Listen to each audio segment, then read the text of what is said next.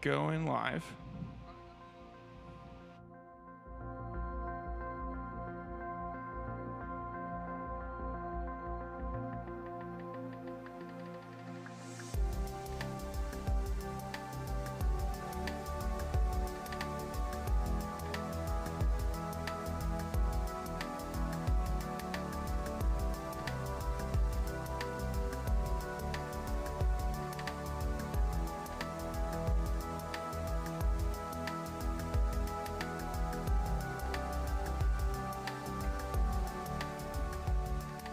All right, take us live. Hello, and welcome to our very first AMA here at Havoc Robotics. I'm super excited to be here. My name is Austin McCord, and I'm here with Kelly Biederman, who is Havoc Robotics CEO. And we are here to take your questions today. But I think before we get into that, I want to spend just a few minutes, because Kelly and I have been working on something, and that's putting together really a story about where Havoc Robotics is headed and sort of what is going to underpin that. So what represents our North Star and some of our values. And with that, I think Kelly can speak to it. Yeah, thanks, Austin. So Havoc Robotics is the organizer of the Norwalk Havoc series of combat robotics tournaments. And our vision and our North Star for the next 2 years is to run the largest and most accessible combat robotics league in the world. I think we're pretty much on track with that right now, and so far, so good. Confident about the direction that we're going in. And overall, we're really working to shine a spotlight on a sport that should matter to more people. This is a niche sport for now, but we feel really confident about the growth trajectory. Yeah. So in terms of the values that we assign to the league, number one is put builders first. We also would like to be fun and accessible, be creative and innovative, but safely, challenge each other and be challenged, have a bias for action, and always be learning and growing and changing. Yeah, and just to sort of expand on those a little bit as far as what they mean. So when we think about putting builders first, it comes down to treating all builders fairly and with respect. It's making sure that all builders kind of have equal opportunity in what they're building and how things happen, and really listening to that feedback and the concerns they have. And lastly, but actually super important, is celebrating and respecting what they create. And that matters a lot in that builders put a ton of time and effort into their robots, and we care a lot about that intellectual property being theirs, and making sure that they feel like they own it and that we're not trying to take from it at all. And instead, we're trying to provide this platform for them where they can basically come, fight, and continue to build amazing robots. So next up is being fun and accessible. We only do this because it's fun. Like, combat robots needs to be fun. And a big part of that as well in making it fun is ensuring that it's as affordable as possible. And so we're never going to be in a position where we want to charge a high registration fee, nor will we want to charge a high fee for people to come spectate. We want to make it as affordable as possible. Because our competitors and our fans should come from all walks of life and backgrounds. And that's really important to us. The other thing is we want to make it super easy for people to build their first robot, and we're constantly looking at ways to try to reduce barriers there, and we'd love to provide more content and perhaps even actual products that make it easier for people to get that first robot done. And then the last piece of this is just fostering that super supportive and inclusive community, and that's something that if you ask, like, what is the single thing that I'm most proud of that's come together as part of Havoc Robotics, and it's actually that builder community that we have, and just how supportive they are in helping each other continuing to build out stuff. Agreed. Yeah. So then, after that, like, this is a competition. But, whoops, sorry, I got them out of order. But so, yeah, then it comes down to being creative and ensuring that you can innovate safely. And so one of the things that we've really built up over the last few years is a really strong safety culture here at Norwalk Havoc. And that's big thanks to Jim, who's helped out a ton. And those of you who've seen him walk around in his space suit as he's putting out fires and all kinds of crazy stuff, Jim's the man with that. But by having great safety culture and really designing all our infrastructure to be super safe, we open the door for people to build absolutely ridiculous robots. And that is really exciting to see. And sort of the more crazy things people can incorporate in their robots, the better. And that comes from the fact that we have such a strong safety culture here. So now the value is, of course, this is a competition. Like, people play to win. And so that's super important too, that like, this isn't fixed. It's not a show first. Like, this is a story about a sport. And so, yeah, we really want to see that we support each other, but we are here to win. And finally, there's that bias for action in everything that we do, and certainly for me, like, that's kind of how I live my life. But we're trying to do stuff. We're trying to push things forward. We're trying to sort of change everything out there, and that means that, yeah, we might make some mistakes, probably a lot of mistakes. But the key is that each successive time, like, we get better, and we just don't want to repeat those mistakes because we're always learning. So those are kind of the values that we set out. When people are wondering sort of what does Norwalk Havoc stand for, who are we, that's really these values. And like, kudos to you, Kelly, for sort of putting all this down and pen to paper and helping bring organization to what is just crazy coming out of my head. So with that, let's get into the actual questions. Dive in. So the first question was, how does NHRL plan to expand? And there was a secondary question, will NHRL expand beyond Connecticut? So we consolidated those into a single answer. Yeah. So I think, what Austin and I just laid out is the first piece of the story of Havoc Robotics and our mission and our vision and values.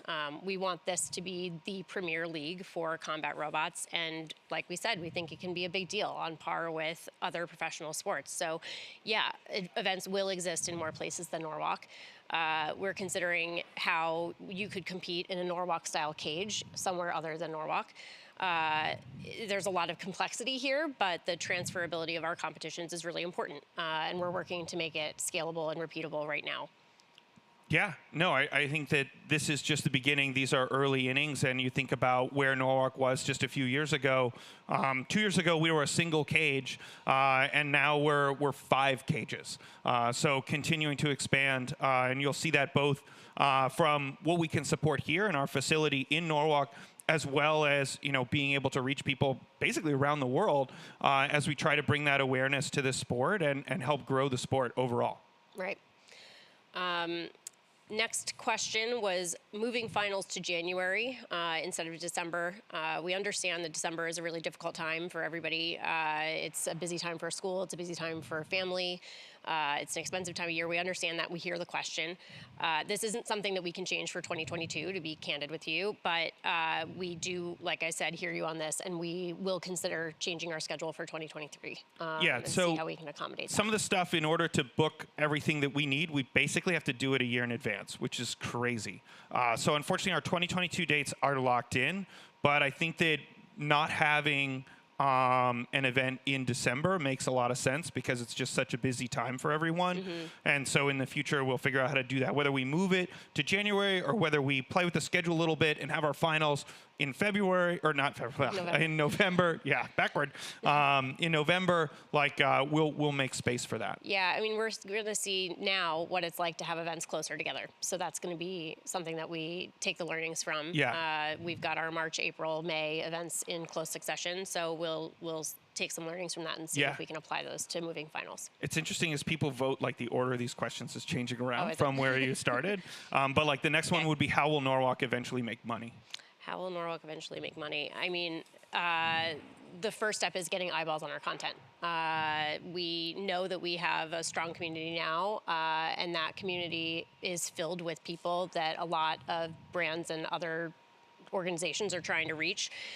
So we are working to grow that community and make the sport mainstream. And by doing that, we'll be able to find sponsors who align with our values. So the core element here is to find sponsors. In the next couple of years, that's the core path to monetization. I think one thing we do want to be really clear about, though, which Austin nodded to in going through our values and vision, is that our path to revenue is not through attendance fees, it's not through entry fees, and it's not through taking or monetizing your designs in a way that is not fair or respectful to you. Yeah, when we'd need to work that out with each individual builder. That's a longer term view. But and not something that's around the corner. But yeah, I think that's very pretty clear that what we're looking to do is really build an audience, and then once we have that audience, whether that's a streaming audience, whether there's eyeballs that watch package content online, etc., that's an audience that lots of people want to talk to, that lots of people want to reach, and so from there, that will hopefully support Norwalk Havoc over the long term. Great. Yeah. Next one is the £1 multibot. Oh, I thought it was community. Nope. It just £1 multibot. Wow, yeah, it moved up. It's moved up. Yeah, it's real time. I'm really out of date here with my notes. Sorry, guys. But yeah, no. So why does the £1 multibot bonus? Why does that apply? Like, why can you build a really heavy regular bot and a really, really light multi-bot? And the answer is because I think that's really cool. To some degree, like, I want to give the builders that flexibility. And we've seen interesting stuff. Plus, like, I think about the match, the last event, where, like, depth charge absolutely vaporized one of the little multi-bots. And that was the neatest thing. I think that, where we're looking to try to balance that out is in the judging criteria, and that if you build multi-bots that just get destroyed and don't have any real value other than allowing you to build a heavier regular bot, that's not a winning strategy. But I'm willing to see people get really creative there. And so that's kind of exciting. And I want to keep those rules as simple and as open as possible so people can design and build new things. All right. Now you're at the community question. Sorry, guys. I'll get this in order at some point. So I think, first of all, thank you for asking that question. We really appreciate our builders, and we really appreciate the community, and we love that you want to support us. Second, encourage people in your lives to subscribe to our YouTube channel. Watch the stream. Before the last event, we sent out social assets for everybody to share on their own channels. We'd like to continue doing that, and we'll, take any feedback that you have on those. But we'd like to have you guys help encourage people to watch the stream and subscribe to the channel. That's huge for us, and that's really the way that the snowball effect will start. And then the third piece of it is help new builders, help a friend build a bot, invite a friend to join you when you're building your next bot. People who don't know about it, share it with friends and community organizations and school districts, and create a new team. Just work on expanding the roster of builders and growing this community. Yeah, I think that super simple: more robots and more eyeballs. Yep. And anything you can do to help that, and that's going to be huge in building really a sustainable Havoc robotics. All right. Next. NHRL money and merch. NHRL money and merch.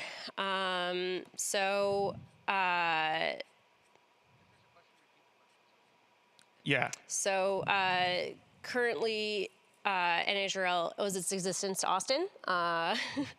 And the question is, if this is a long-term thing, are there plans to further monetize us? I'm having a hard time with monetize today. Make it self-sustaining. And does it exist outside of Austin and McCord, which it does. I think that what's happened is that it started and it was like a side project, and it was, hey, like, let's have some robot fights at this building, and then the community built up around it, and then it was, how far can we take this?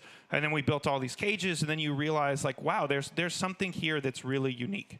And really powerful and really special.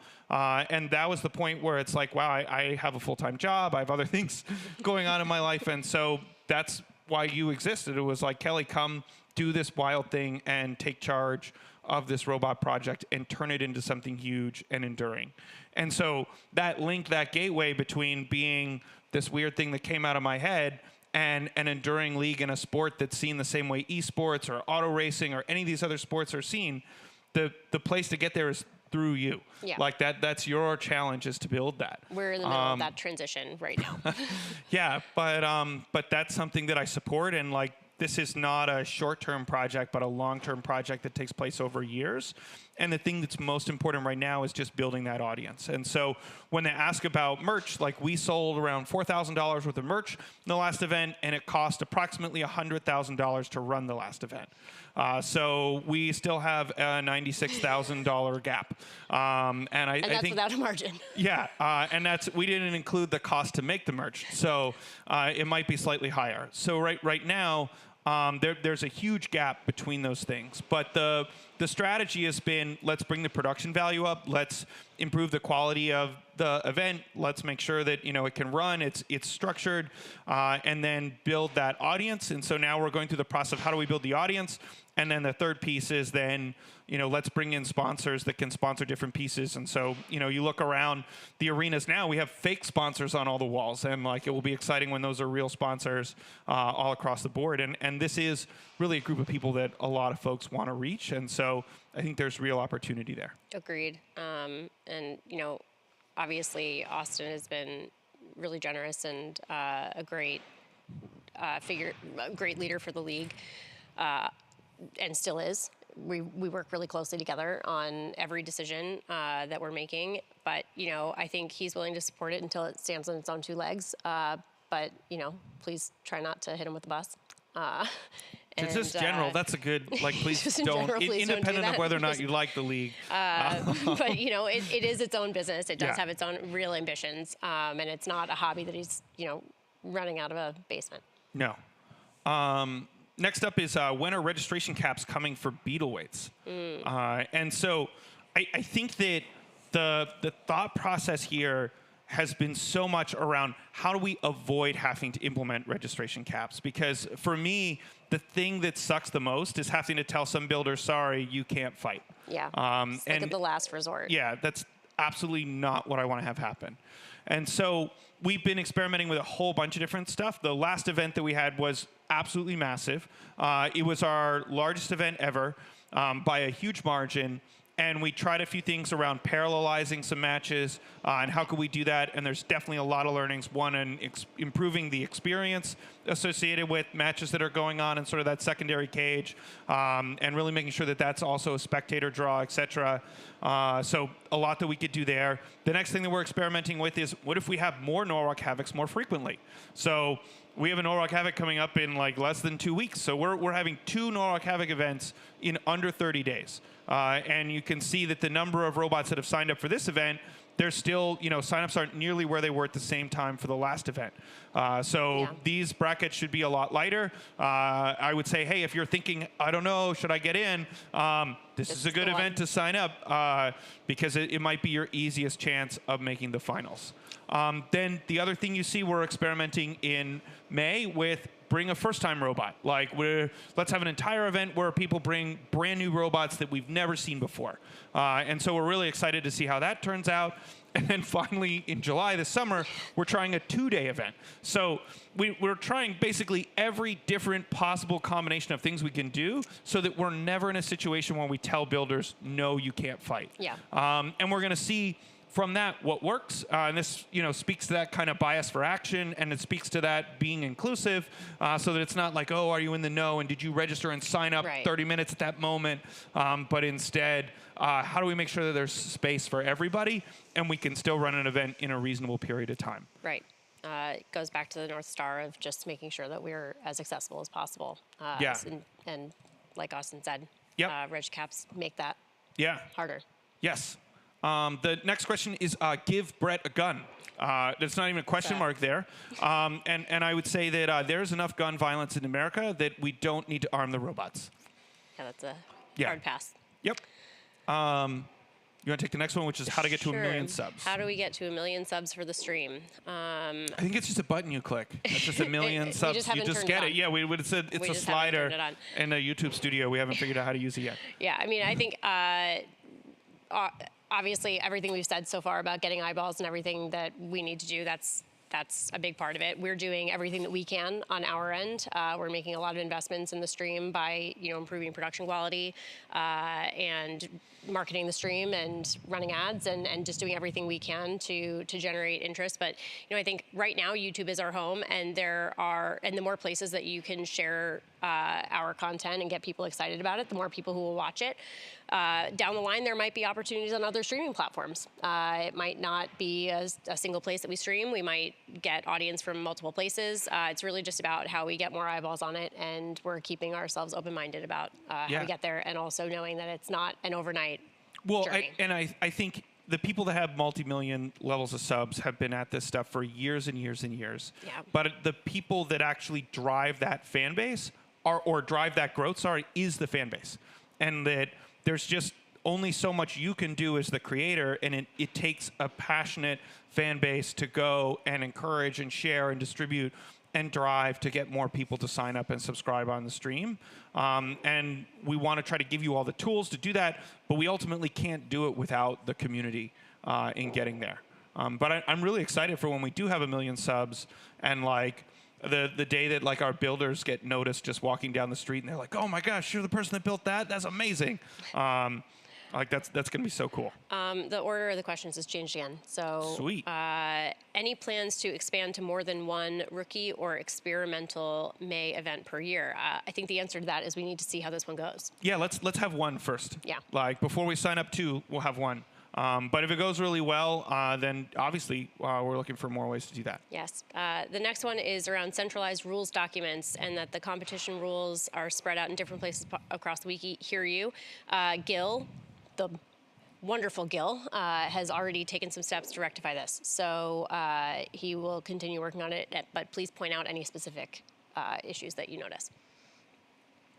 Yeah, I think we have centralized those rules. Yeah. I think we have, but Gil's working on it, and I think made some efforts at it. I know as recently as last night. So, Austin, this is a personal question for you. Why do you hate control bots? I don't hate control bots.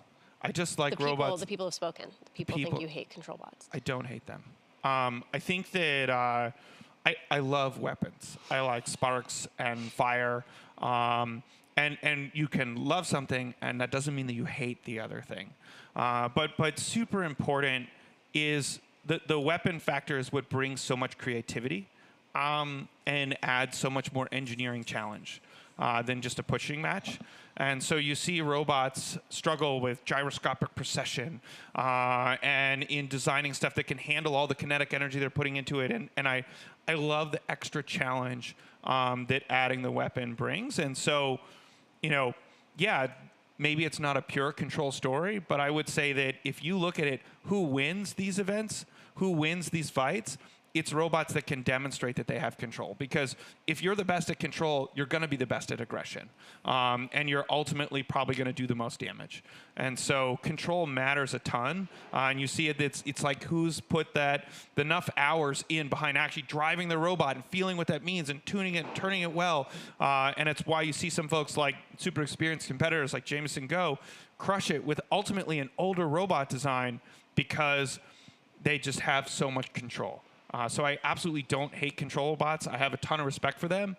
But I think that for us and for this league, it's super important that we have weapons because it encourages creativity and it makes things really exciting. Thank you for that answer, Austin. You're welcome. It is important to note that you can love one thing and not hate the other. I think that's an important message. Where do we see the NHRL in 5 years? I think, we've answered a little bit of this. I think, obviously, we would like to see ourselves outside of Norwalk in the not too distant future, and we're still working through the ways to do that. But beyond that, I think that we see ourselves as more than a live-streamed combat robotics tournament. Well, I think about it more as like the NHRL is similar to what the NFL or the NBA is to these other sports. And so it's a league, and it should be the most competitive league, and that's really what matters. And that it's a great competition. It happens frequently. The rules are understood. The broadcast about it is good. There's great stats and data about what's going on, and that's our focus. And So from that, we hope to spawn lots and lots of like other people start other leagues. There'll be other events. But when people look to it and they go, hey, where's that premier robot story? That's happening as part of NHRL. And that'll be happening way more than just here in Norwalk. And I think, in terms of to expand on that point, when you look at professional sports leagues, it's not just the NBA games. It's an ecosystem around that exists, and that's the media environment around it, and the products and the adjacent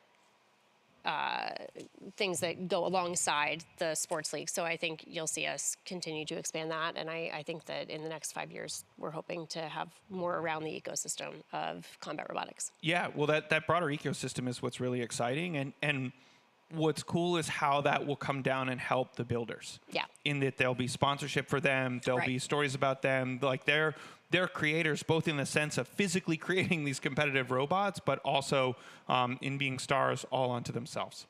Yes. Non-standard locomotion. I'm going to ask you a question. What is the principle that defines non-wheeled locomotion? What changes does a round wheel need to undergo to become non-wheeled? It needs to not rotate. Okay. That was simple. It's simple in the, where's the line? And of course you can kind of find like a blurry part, but the idea is that you're not using sort of a rolling action. So like steps where you're stepping forward, like a stepping action, that's one way to do it. You could fly, you could slide on little bristles, and generally the further you get away from using a wheel, the more that's good. And frankly, like if you play right at the edge, it's just not as exciting. We also, the order is changed again. Yep. Mini-bots. People can keep using mini-bots, just don't use the loophole of adding more weight to the main robot seems off to me. So this is the fact that your mini-bot doesn't have to weigh a full pound, or if you have a half-pound mini-bot, you could have a 3.5-pound main robot. And we sort of answered that before, and it's the same thing of like, I think that it allows a lot of creativity. And what you'll see is that people who build mini-bots that don't add to the competition, that don't matter, they'll be judged harshly, and it's difficult for them to win. Thank you, Austin. So a couple of the other questions in here, I think we've answered. So it's okay we can just go back over them quickly. Okay, sure.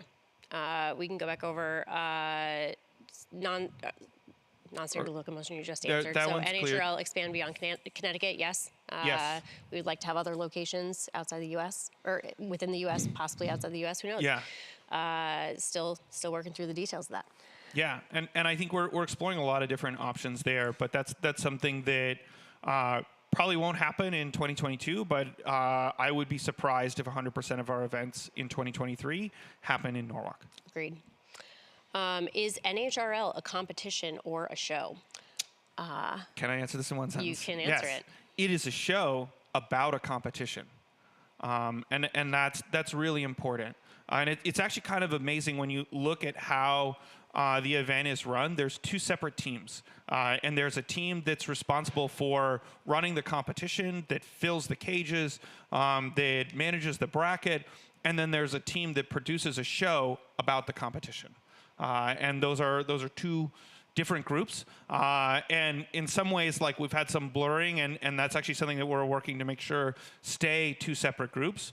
And first and foremost, like it is a competition, and we're excited to produce a show about it. Next one is NHRL establishing itself as a combat robot museum. We have Jim here to show you the Combat Robot Museum for those of you who have not seen it in person. But yes, we are really interested in and excited to bring cool robots that improve our spectator experience. So, right now we have a handful of 250-pound bots on display. Possible that we could add some really cool 12s and 30s and 3s from our league just to show people who come in and spectate, this is what it's all about, and see them up close. So yeah, I mean, I think we're just excited to improve the spectator experience, and it's a draw for builders as well. Yeah, it is a big part of the spectator experience, and it's capturing a bit of the history and will help us tell the story of combat robots and help us grow, again, that overall eyeballs, number of people are interested and excited about it, and this is just the very beginning of kind of the collection of combat robots. Yeah. Mid-season rule changes. If rules change partway through a season, are bots that were previously allowed going to be grandfathered in for the rest of the season? So first off, we don't want to make mid-season rule changes. We will try very hard to avoid needing to make mid-season rule changes. And if you qualified in the beginning of the season, you still qualify at the end of the season. So you that really only applies to the finals. So say you entered a robot in the first event.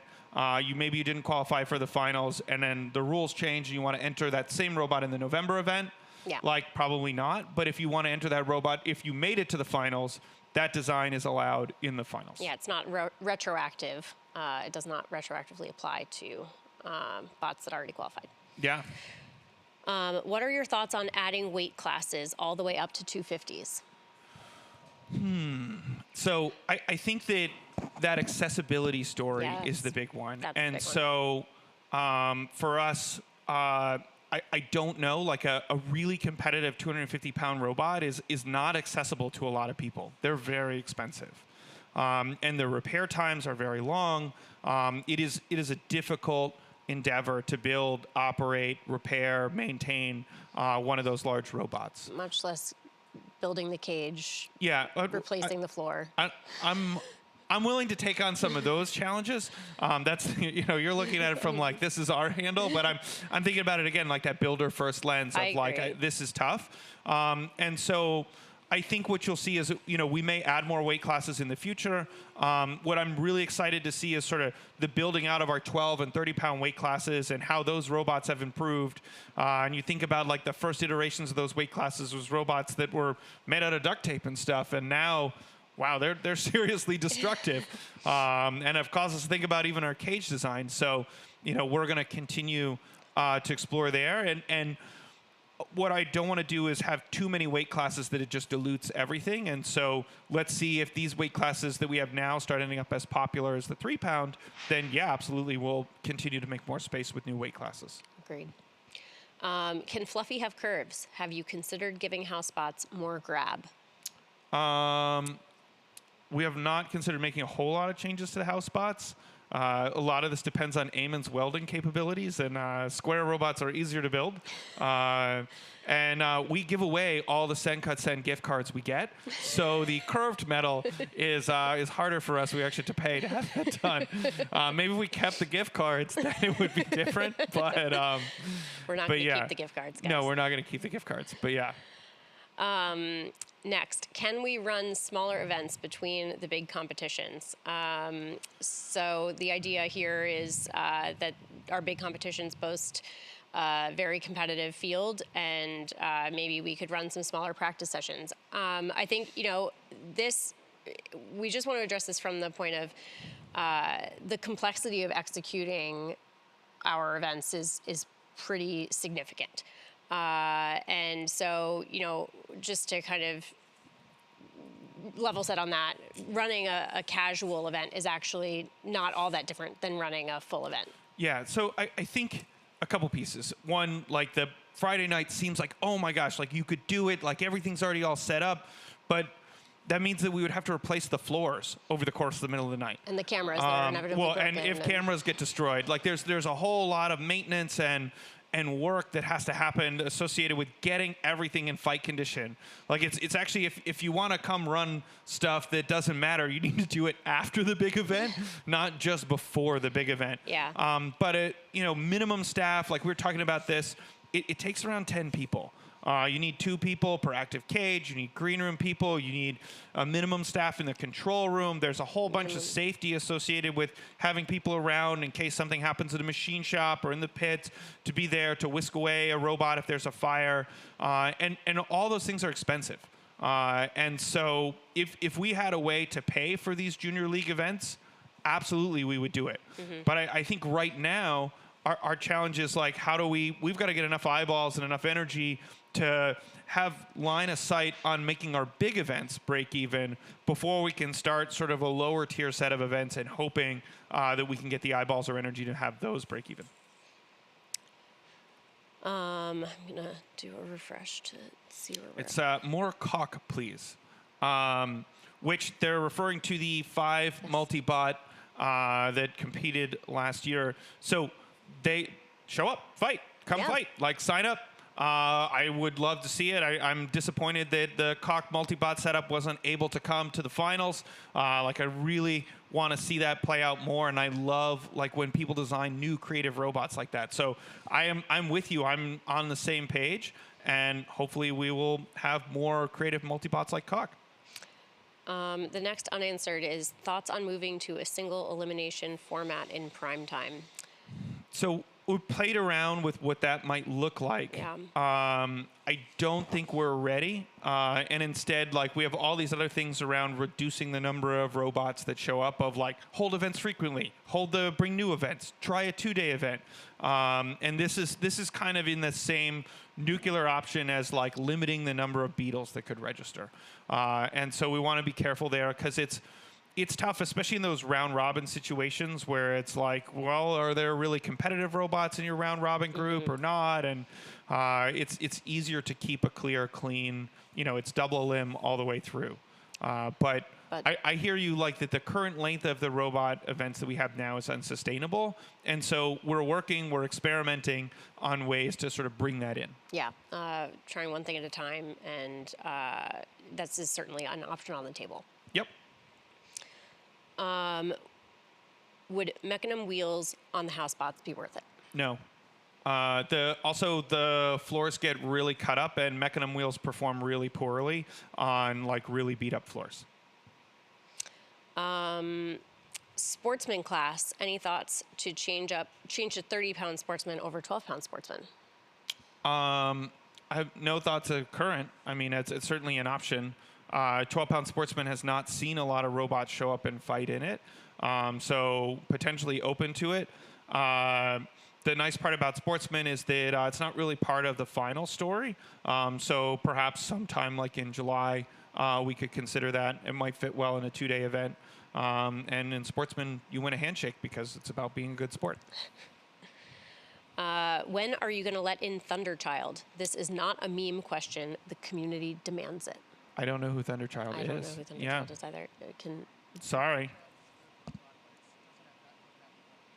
Oh, Thunderchild doesn't have an active weapon. Oh, Thunderchild needs an active weapon. Yeah. That's the answer? Yeah, when Thunderchild gets an active weapon. Yeah, that's fairness. Yeah, that's the rules. This is a good question. Are there resources for flying with combat robots and their gear? I see the FAQ for where to fly and how to get to Norwalk, but what other things should people consider for flying into an event? So I can take some of this. How do you ensure TSA doesn't take your dangerous things? Well, so one, if you have sharp stuff, you have to check it. Like, I can't help you there. The other thing is that we are willing to help you with your batteries. And so we have a large collection of batteries here, and if you have a specific need for battery, we'll buy it and make sure that we have it on hand so that you don't have to fly with as many batteries, which means that you should be able to ground ship or even airship your robot with like the standard UPS FedEx, which is easier than shipping it with a battery, in which case then it becomes ineligible. And it's certainly not okay to check batteries on a commercial aircraft. Sure, we have a... Yep. Here's all the batteries we have ready lots for of batteries. you. Those are big batteries. We've got little batteries. We've got buckets of batteries. You name it, we've got batteries. And chargers, etc. And people also work with Jim to ship parts here and all of that. So, but probably the best thing is just reach out. Like, our staff is here and happy to help any way we can. Yep. Generally speaking, what are some of your favorite bots that have competed in Norwalk Havoc? Ooh. So I like the weird ones. So like, I'm a huge Droopy fan. Like, I think that was awesome. Showed up out of nowhere and just boom, like did incredibly well in the event. You gotta love Billy for his personality. Is also a great robot. Smee, like there's got to be a winning combination there for Smee, but Smee's like a robot everyone hates, but you got to love it because it's the villain of the story. Yeah. And you think about it, like Joe as a driver demonstrates like how much that control story, like not hating control, like really matters. Yeah. The penguin meme, I don't care for it as much. And then I would have to say like Dominic's bots that his group, the Young Cascus group, has put together, especially Dragon Princess with fire. I like Dragon Princess. Like they're the first that have really built a robot that says like, I understand how to build a great robot with fire, how to build a reliable robot with fire, how to build a robot that can like shoot fire for a full 3 minutes. And so it's always so exciting to see that robot fight. And that's really cool. And then like Big Ripto and the other robots that challenge our cage design. Yeah. So even if it's depth charge, like those that are really cool that way, like that's awesome to see. Depth charge, the thought of that, the sound still haunts me, but it's okay. It's okay. Yeah. It's fine. No, I really liked Ripperoni at the last event. I thought that was a creative one. I also really like Milk Tank. I'm just a little partial to Milk Tank. But, you know, I know the question is, what are some of your favorite bots that have competed in Norwalk Havoc? But I'm also really partial to Brett. And, you know, I really think that Brett He's the home team. He's the home team, and you know he watches casually in the corner and just comes in to help everybody. And you know, I like to envision, you know, what is Brett doing between events? You know, well, you get to see. You work here. He's right here. He's not, you know, taking a vacation, but. Yeah. No, I want to give Brett a little shout out and a little love. Okay, so Canada, it's about time we got this question. So. We'd love to, again, expand beyond just where we are in Norwalk. And I would say these are areas, especially internationally, like it takes a champion. So if you're somebody that's like, yes, I want the first Norwalk Havoc that happens outside of Norwalk to be in Canada, like... Identify yourself. Let us know. Help us find a venue. Help us figure out how to get stuff installed. Help us figure out how someone will trust us with negative pressure and all the things we need to do so that Dominic can come fight fire robots in Canada. Like all that. And like we will be there. We will get our announcers dressed in like Huntsman plaid and all the different things we need to do. Cages and modular. We can take them. We can make it happen. Yep. I did a little refresh. So we have a new question at the top. How is NHRL possible with the great production quality at our events and streams? I think that team first, and it's an incredible team, and that most people don't realize how both, on one hand, how small the team is compared to like the scale of the event, but at the same time, like it still takes a lot of people. Yeah. And at our last event, we had nearly 40 staff, I think, total. So that's huge just to have that kind of team to do that. Yeah. Then I think the second piece is that like we're nerds and are constantly looking to try to improve it and push the technology in different ways to do different things. So that's crazy. And then third is that this is a long-term project, and so I've put the resources and invested in this to go the distance. And I think that combat robots is uniquely exciting because it's something that you can compete in at age 10 and, you know, at age 80. And it's unifying that way. And it's something that you can do your whole life. And so it's super cool. And I would love to see this sport become a lot more common. Yeah, it's a labor of love, to say the least. Okay, create a membership like a country club. I'd pay by the month just to be able to see these on YouTube. Sustainable Profits, Patreon? Yeah, I mean, I hate the idea of like building a wall where some people can't get our content or some people can't see the robots. And it goes back to that accessibility story. And so like it may be as a last resort, it's an option, but instead of paying me by the month, just get 5-6 people to sign up to the YouTube channel every month. Yeah. And it's that sort of cycle. But I don't want to be in the business of like you can get in. Like a country club is discriminatory by definition. Yeah. And so that's not really what we stand for. Yeah, I don't think paywalling content is something that we see as something that we need to do right now. I think we'd like to explore other revenue sources. What are the long-term plans for Norwalk Havoc? Do you ever see this breaking even for you? If not, will a time come where you toss in the towel? I think Norwalk Havoc will break even. Yeah. I think there's huge opportunity. That's why the team is here working on it. And I can tell you, when you come to these events, you realize that we do have lightning in a bottle here. Like something incredible is going on, and it's this community and this ability to tell this story about this event, which hopefully will become a much bigger thing, that this will break even, and hopefully do better than break even. I mean, I think that, the energy for those of you who are here for the March event, the energy in the stands was really something that kind of helped us feel like there was really something here. We had more people at this event than we'd had at any previous event, and over 90% of them had never been here before. Yeah. And so that was really something that helped us see, like, people really want to come and see this, and they really overwhelmingly enjoyed it. And that just tells us a lot. Yeah. Sign-up deadlines. It looks like the sign-up deadline is 2 weeks ahead of the competition. Does this work for us? From a competitor's perspective, I'm not happy, since work on bots is a continuous process with constant improvement. So this is a balance. For us, like, knowing how many robots come is important as we plan the event, and it takes a lot of work to make that happen. And we had a scenario where people could sign up, all the way up until the week before, and anybody could sign up, and we found that, like, lots of people didn't come. And so then that makes the bracket more challenging, because you have all these holes in the bracket.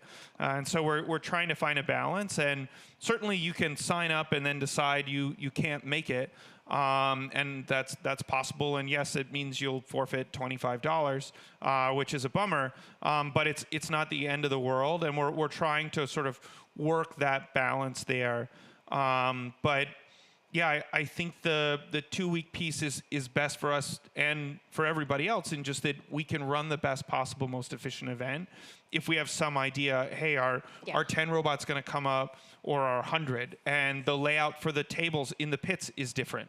The amount of snacks that we buy is different. The scheduling of when we start and how we work through all that stuff is different, and all these things take planning. And there's so much stuff that we get and do in advance, and it's one of those things where, like, the second the event ends, immediately the team's moving to plan the next one. Right. And so having some clarity of how many robots are coming is really helpful, and makes it possible for us to do stuff like actually have free snacks for builders, and make sure that there's adequate tables and chairs and everything else for everybody. And if we didn't have that visibility, like, we'd have a surge of robots that might sign up at the very last minute, and we might not be able to provide everybody a good experience. Right. And we're constantly looking to improve the experience, and it does take a lot of Tons of logistical work on the back end to do that. And number of bots creates a lot of other variables. Will there be improvements to the Cage 5 camera and quality? Yes. Yes. I think Cage 5 will be just as good as any other cage, and should have production values that match any other cage at the event. And one of the things that's really important too is that there should be spectators sitting in the stands cheering on, just as excited about what's going on in Cage 5 as any of the other cages at the event. And that was a learning. Like, we experimented, and, like, I'm sorry that the Cage 5 experience was not great. And it will be dramatically better starting in April. In April. We didn't get it totally right, and we're sorry, but it, like Austin said, it's a learning. Can we pay to get our own stickers in the cages? We don't offer that right now, but... Well, it's sponsorship. Yeah, it's sponsorship. If you want to sponsor, I would say reach out, hello@nhrl.io. Shoot us an email, and we'll see what we can do. Event schedule. Have you thought in the future to have main events every other month and the special events, new bots, on off months? I think, like we said earlier, trying to figure out the cadence of these events is part of our experimentation this season, to just get it all right and make sure that it's scalable and repeatable. So once we have, a sense of what it's like to have two events less than 30 days apart, we'll have a little bit more sense on if we would be able to have new bot events in between main events. Well, or also, we like still haven't had a new bot event Right, yet. exactly. We also need to have the new bot event first. So I think this is certainly something that we'll consider as we figure out how we want to expand and change our offering. We have a building that we use 7 days, 8 days of the year. So, we'd like It's 7. Well, it's 8 because we have a Oh, 2-day yeah, the event in 2 day. July. You got me. And we're using it today. Yeah, there you go. You know, Yeah. occasionally we also do other things here. Yes. But we would love to figure out how to make better use of the space. So stay tuned. Do we plan on selling mini Brett robot kits? I think just generally we would like to consider selling mini robot kits. Yeah. Whether they're Brett or some other robot kits is still TBD. Yeah, Brett may not be the hero we want, but he's the hero we need. It's the hero we have. He's the hero we have. For better or for worse, we're committed to Brett. Will cage designs be open sourced? I think that there's no reason why we'd want to keep them closed source. One of the things that we're looking at is how to make sure that they're easily buildable. So our cages take advantage of the fact that we have people on staff here who are awesome at welding. But that's actually a piece where, again, like maybe some of these parts can come from Send or can come from other providers so that it's easier for people to make them. And like we can make modular cages, but it involves a fair amount of welding.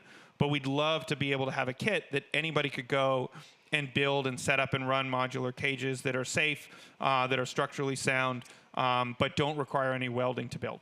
Yes, here's the workshop. It is very clean and organized. Other qualifying events. Would Norwalk consider partnering with other regional organizations like MRCA for qualifying events? I think anything's on the table for the 2023 season, and the best thing to do is to reach out. If you're part of MRCA or you know people, connect them, and we're happy to work together. And as long as the other events were held to the same rules that we have for Norwalk, I don't see why we couldn't work something out. Yep. Do you think the very long stream format of NHRL could be detrimental to its reach? Do you think that will deter casual viewers from watching content? I can take this one. I think that the very long stream format of NHRL is a bit of a barrier to entry, but it also provides us with hours and hours and hours of really exciting and interesting content. So you'll see us doing a number of things with that. So right now on our YouTube channel, we have a 90-minute cut down of the very long stream. We will, in short order, have a 30-minute cut down of that stream. So those are two different entry points for other more casual viewers who might not be as familiar. And we also cut down individual fight videos and repackage those and push those out because those have proven to be a way for us to attract new people to subscribe to the stream or to subscribe to the channel. So, you know, I think that what's important to note is that the live stream is a single product in the content ecosystem that we're trying to build. And what we do with that live stream and how we repackage that content is an important part of our strategy in bringing in people who are more casual viewers. Yeah, and I think that there's a lot of opportunity for us to tell the builder story more. Yep. And just because we have a long live stream doesn't mean we can't produce episodic content that includes the builder story, that includes some of those journeys. And people don't seem to mind, even though perhaps like the results might be known if they chose to like go watch a live stream or figure out what's happening. And you'll see like we took the very first baby step of that we added more cameras so that we're actually capturing kind of the builder reactions as they're fighting. And so we've got that as part of it. And so it's like each of these pieces like takes a bit of work. And so we'll get there, but we'll do it incrementally step by step. Yep. Have you heard of MRCA? It's the Midwest Robot Combat Association, like we just talked about. It is... It's currently just ants this year, but will soon grow to include beetles and larger. Would you ever consider doing something similar? I think this question is similar to the last one. Yeah, again, like we'd happy to work with any different combat robot events that are happening. Yeah, we'd love to talk with them about it. Judging criteria. Norwalk seems to have far more controversial and split decisions than other robot combat competitions. What do you plan to do to the judging criteria to reduce the number of controversial judges' decisions? I mean, I think that there's an inherent component of just like we have a lot of fights. We have exponentially more fights than any other event.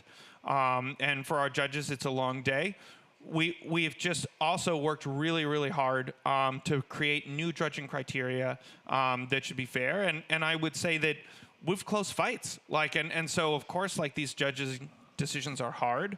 And our goal is to have clear criteria, and then we have to rely on the faith of our judges. But there's not really a way around it. And I think that really what all of this shows is just how combat robots continues to improve and get better. And like in the case of gymnastics or any of these other sports where there's judges involved, like it gets tough at the very upper end of the sport. And in this case, certainly for Beatles, I think we probably have some of the best Beatles style robots in the world coming to compete here in Norwalk.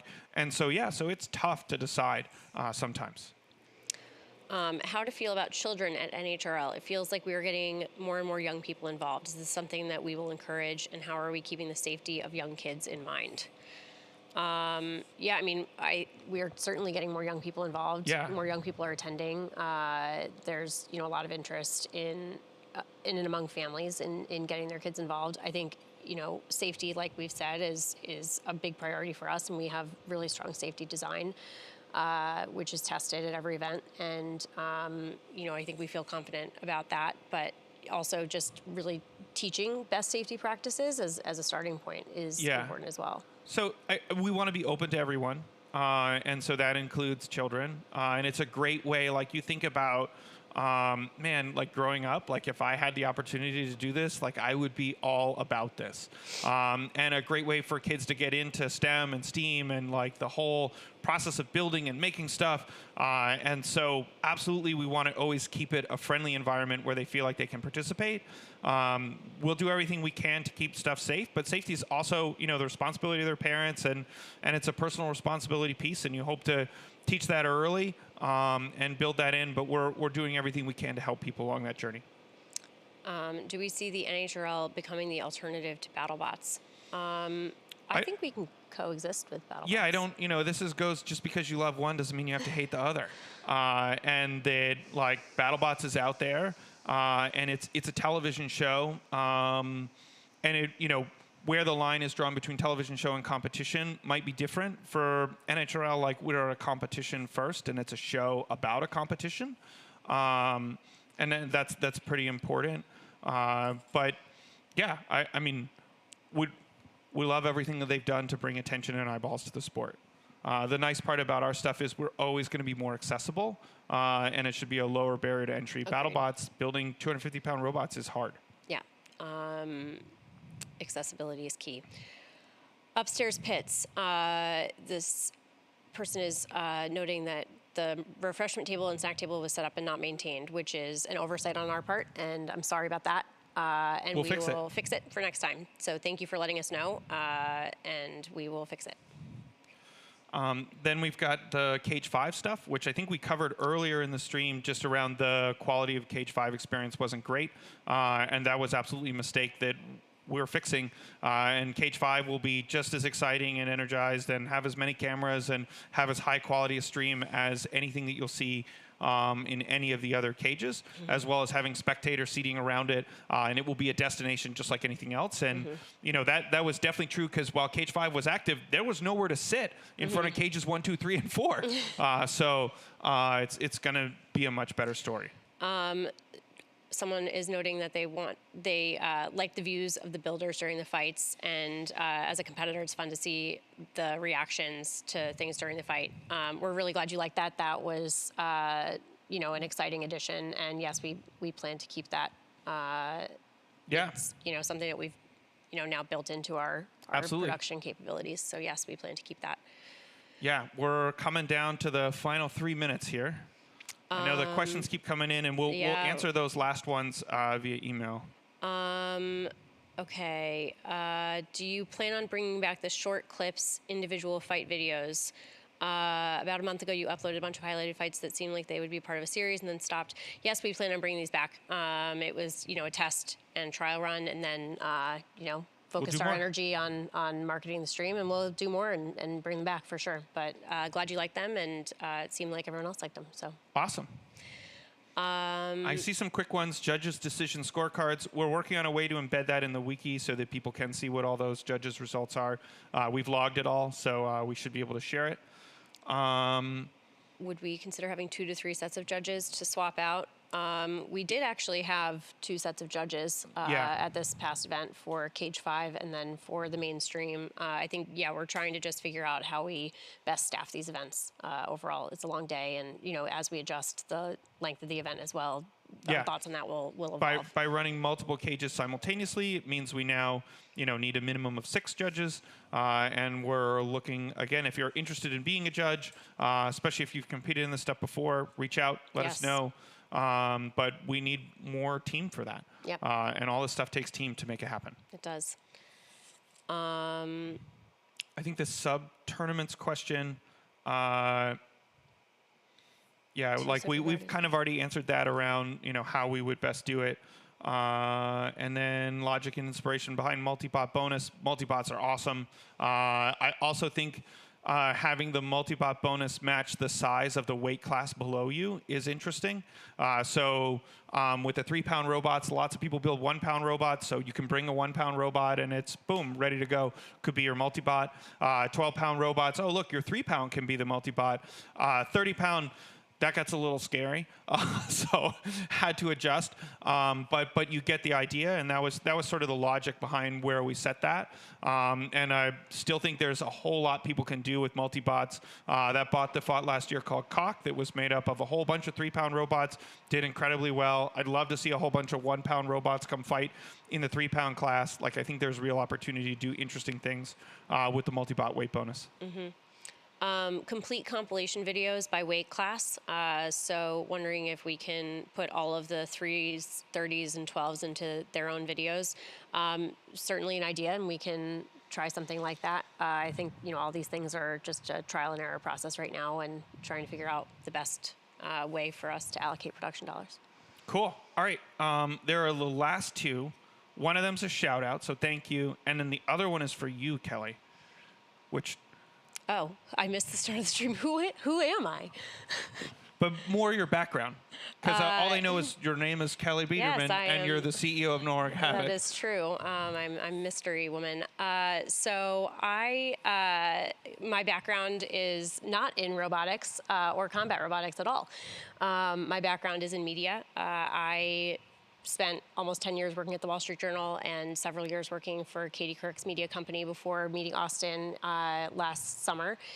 And we started talking about, Norwalk Havoc. And he told me I would be crazy to come and join this league, but that he was looking for somebody to help scale it and monetize it and turn it into all the things that we've been talking about here today. And I was crazy enough to say, sure, let's do it. And so I came on board in the fall, and I've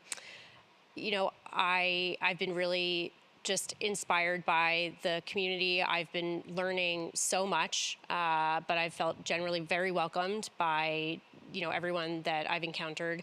And I'm just really excited to see where we can take this. But yeah, my background is in media and sponsorships and trying to get dollars behind content. So, well, yeah, and I think a growing audience, and you sell yourself short a little bit. That a lot of it is the storytelling component, and so like my personality, I don't care for the. I'm just like, let's just fight robots. But the story is such a big part of it, and it's telling that story that's going to actually grow this sport and grow that audience. And grow the sport beyond just Havoc Robotics, beyond Norwalk, beyond any of this stuff. Like, this has the potential to be a really big deal. And I think that's the piece that got you hooked a little bit. And so you're at the ground floor of like, how do I build the foundation so I can tell the story on top of it? But it's that storytelling component that you're the expert at.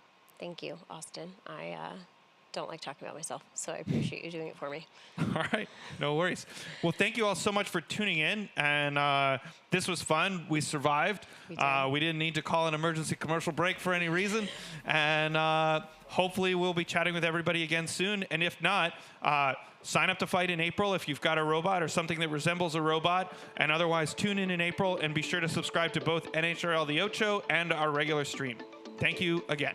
Bye, everyone. Thanks.